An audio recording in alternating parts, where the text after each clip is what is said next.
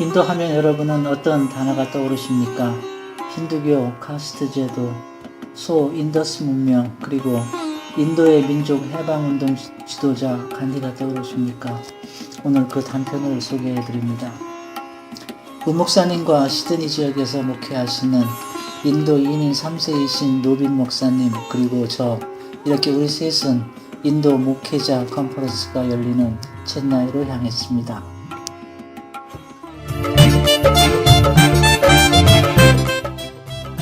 26명의 첸나이 지역 인도 목사님이 참여한 컨퍼런스는 시작부터 마치는 시간까지 4일간 내내 진지한 그 자체였습니다. 문 목사님은 목회자의 영성과 인간과 죄에 대한 신학적인 설명, 그리고 영적 전쟁에 대해 강의하셨으며, 노빈 목사님은 선교와 전도에 대한 설명과 실제 적용 방법에 대해 다루어 주셨습니다. 준비한 설문서와 구두 면담을 통해 피드백을 받아보았는데 모두에게 도전을 불러일으키고 실질적인 목회 활동에도 큰 도움이 되었다고 입을 모았으며 매년 기회가 주어지기를 희망하였습니다. 끝까지 파악된 것은 인도 목사님들의 신학 수준에 많은 차이가 있어 이에 대한 대책이 필요하다고 보았습니다.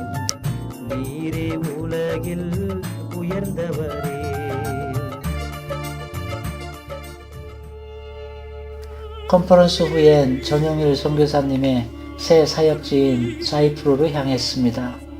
그리고 바라나시, 아그라, 그리고 뉴델리 등으로 이동하면서 가난으로 얼룩진 도시와 마을 곳곳을 돌아보면서 모든 가정과 건물 중앙에 자리 잡고 있는 여러 개의 팔다리를 가진 요상한 모양의 인간 모습의 신들과 코끼리와 원숭이 얼굴을 한 동물 신들을 바라보면서, 그리고 바로 옆 시체 소각장에서 버린 잔해물이 떠있는 그 겐지스강의 물을 가지고 양치하고 목욕하고 예배 행위를 하는 그들을 보면서 우리의 마음은 혼란해지고 머리가 아파왔습니다.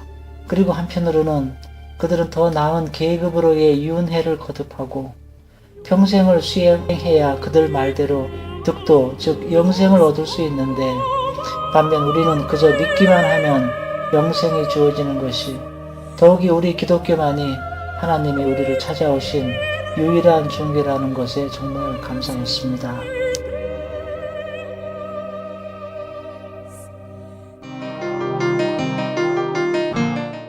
종교, 역사 및 문화적 측면에서 인도가 세계 4개 종교의 발생지라는 점, 힌두교, 불교, 시크교, 자이교를 얘기합니다. 그 점은 인도인들의 다양한 정신 세계를 말하고, 아직도 만연된 카스트 제도는 그들로 하여금 주어진 현실을 그저 받아들이며 대신 보다 나은 다음 생애만을 추구한다는 것. 따라서 현실 타파나 개선의 의지가 없어 보였습니다. 인도의 민족 해방운동 지도자인 간디 박물관에는 간디의 믿음인 진리가 신이라는 표제가 현관에 붙어 있었고, 간디를 부처와 예수의 버금가는 성인으로 묘사한 그림도 볼 수 있었습니다. 이제까지 선교사님들의 인도 선교에 대한 평가도 역시 중요한 부분인데, 요약하자면 인도는 선교사의 무덤이라든지 수십 년을 살아도 인도인들은 이해할 수 없다든지, 그리고 협력 인도 선교자의 배신 행위 등의 사례에서 그 수사하는 바를 읽을 수 있었습니다. 인도 내 종교 분포는 북부의 경우 힌두교가 60%, 이슬람 30%, 그리고 기타 10%로 구성되어 있다고 합니다.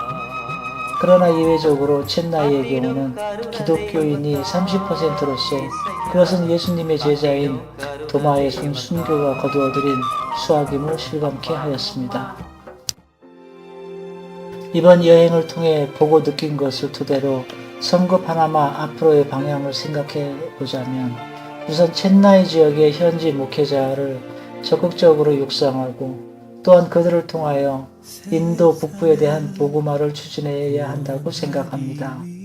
복음 발전소인 셈이죠. 그것을 통해서 목회자의 질적 향상과 북부 등 미전도 지역 복음화 등 이중 효과를 기대할 수 있을 것입니다. 그 방안으로서는 첫째, 현지 목회자들의 목회 활동을 교육 훈련 및 물질적 지원 등 다각적으로 지원하고 그들과의 유대를 강화해 나가며, 두 번째로 또한 캄보디아 선교팀과 같은 단기 사역팀을 파견해서 일종의 응원단 성격으로 현지 교회의 사역을 돕는다면 다방면으로 효과를 거둘 것으로 생각됩니다. 예를 들어 어린이 사역이라든지 동네 청소, 또 그 다음에 급식하는 파퍼 사역 등 구제 및 복음 사역을 병행하는 것이 효과적이지 않을까 생각됩니다. 한 가지 더 말씀드리자면, 이번에 우연한 기회에 뉴델리에 있는 티베트인 난민 거주 지역을 방문하게 되었습니다. 인도 정부의 법적, 사회적 보호가 전혀 없는 이방인으로서 살아가고 있습니다.